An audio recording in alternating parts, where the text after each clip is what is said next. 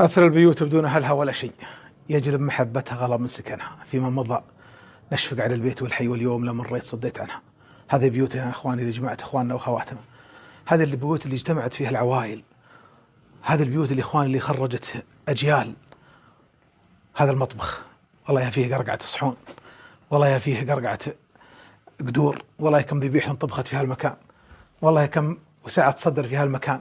الإخوان والأخوات يسولفون يضحكون مع بعضهم، وهذه تسوي القهوة، وهذه تسوي الشاهي، وهذه تصلح الفطور، وهذه تسوي غداها، وهذه تسوي العشاء، ويساعدون والدينهم. وكان في هالمكان الفسيح الجميل يمزحون ويضحكون مع بعض ويلعبون مع بعض، وكانت الخطة طيبة، وكانت النفسيات زينة، وكان البيت هذا كأنه قصر، والباب هذا والله ما يقفل، هذا داخل وهذا طالع، وهذا معزوم على الغداء، وهذه قهوة الصبحية، وهذه عصرية، وهذه الجمعة الطيبة، وهذه غرفة الوالدة.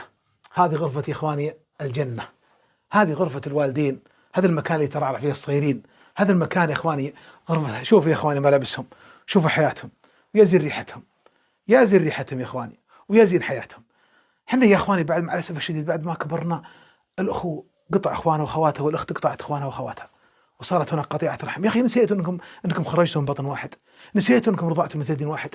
يا إخوان نسيتوا الطفولة وأيام الطفولة والذكريات الجميلة اللي بين الإخوان والأخوات. متى نبي نحس بقيمة صلة الرحم؟ متى نبي نحس بالتواصل؟ متى بنحس بقيمة الإخوان والأخوات؟ إذا غادرنا الحياة، إذا كل واحد صار في قبره. ترى الونسة في الحياة، ترى الناس في الدنيا، ترى الصلة في الدنيا، ترى الزيارات والتواصل في الدنيا، ترى معرفة أخبار بعضنا في الدنيا. النبي صلى الله عليه وسلم يقول أن الرحم معلقة بعرش الرحمن، تقول من وصلني وصله الله، ومن قطعني قطعه الله.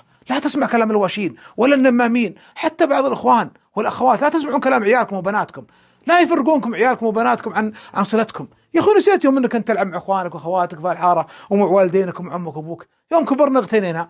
يا اخوان الحياه هذه مرحله سوف تنقضي، صل رحمك ونخوك وتواصلوا.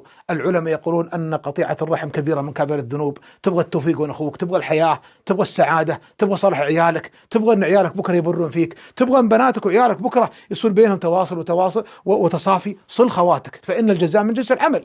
صل اخوانك وصل خواتك حتى يا عبد الله تؤرث لعيالك الصلة والتواصل. أسأل الله يجعلني لكم من الجنة.